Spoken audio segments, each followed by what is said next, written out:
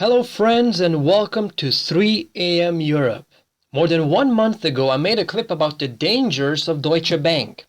Since August, so many things have happened that I needed to make an update for you so you may know what I predicted and actually where we are going in terms of Deutsche Bank's future and the financial markets.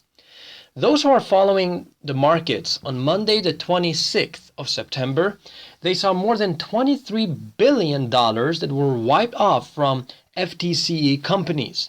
And Deutsche Bank's shares have further fallen to record all-time lows. Tuesday the 27th of September, 2 o'clock Berlin time, the stock was traded around 10 euros. And I think we need to recognize that Deutsche Bank's stocks were worth around 39 euros in January of 2014 and almost 100 euros in July of 2007. But now it is cautiously dancing at single digits, which means this bank has lost a fifth of its market cap in less than 2 weeks. And as Jeff Gundlach said, who is the chief executive of Double Line Capital, banks are dying and policymakers don't know what to do. Watch Deutsche Bank shares go to single digits and people will start to panic. You will see someone say, someone is going to have to do something. But why this enormous fall, you may ask? Well, I believe that there are at least 5 reasons, except the other ones that I have given you in our previous clips. Number 1 is that the bank had recently been threatened with a $14 billion fine by the U.S. Department of Justice for basically selling mortgage-backed bonds just prior to the '08 crash.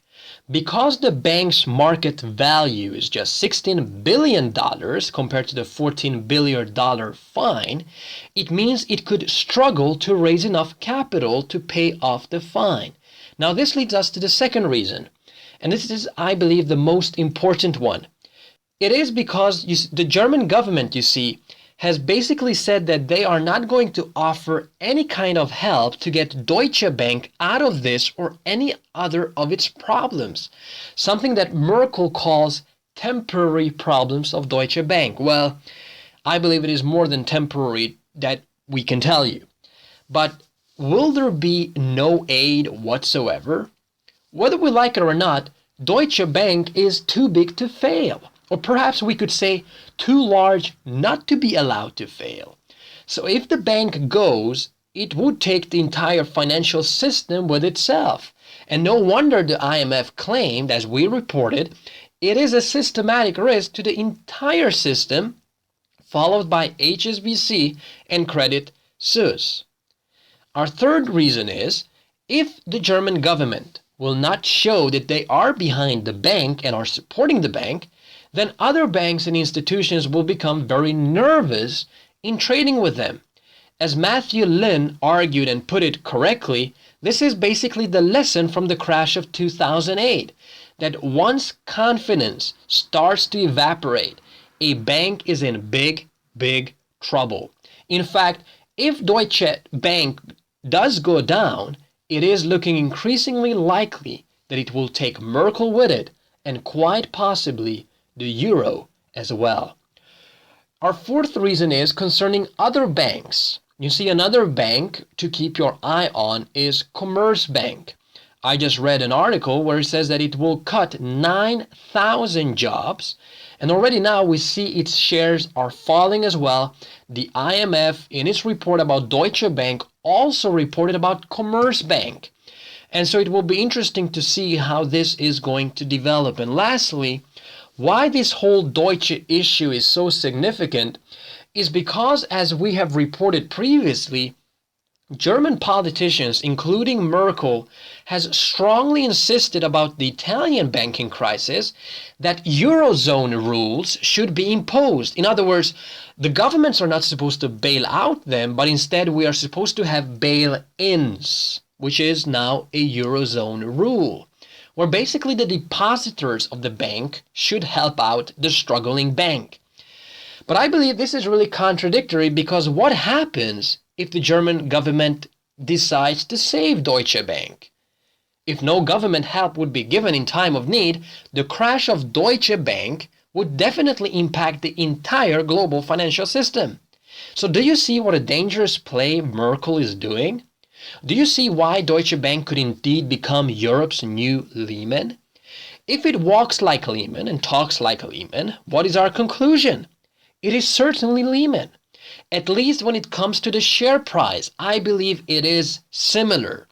Of course, German politicians are doing everything they can to make sure that people do not make this comparison, but when people start to do it, you know you are in big, big trouble. So we could say that the crash of 2008 was round 1. The crisis in 2011 and 12 was round 2, and now we are ready for round 3, the biggest of them all.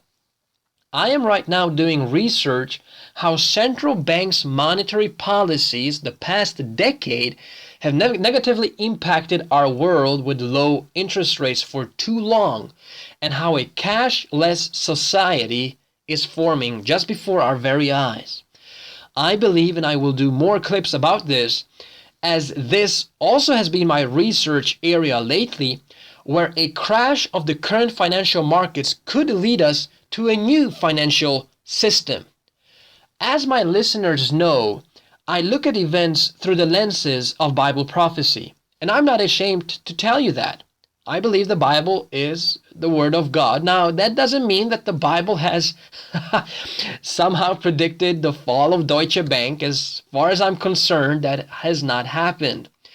I make geofinancial political analysis, but my ultimate interest is how these events are tied up with what Bible prophecy actually says is going to happen.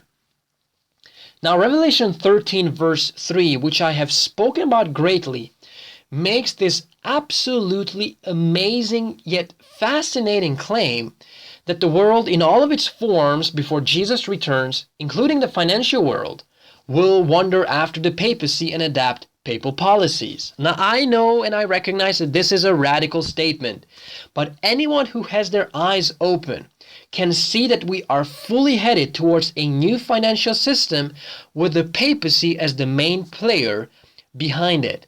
It is going to be absolutely amazing to follow this and to see how out of this chaos an order will be brought about. So while this occurs, and as we see the crisis unfold even more, I believe we should recognize that gold or silver, it may help us through the crisis, but it will not save us on the great, great crisis, on the day of the Lord. But let us instead store up for ourselves treasures in heaven, as Jesus said, where neither moth nor rust destroy, and where thieves do not break in nor steal. May we make these important decisions. And thank you, friends, for listening. Thank you for tuning in. And please share this clip with your friends and family. And remember that if you are watching and listening to this, you are part of the spiritual resistance.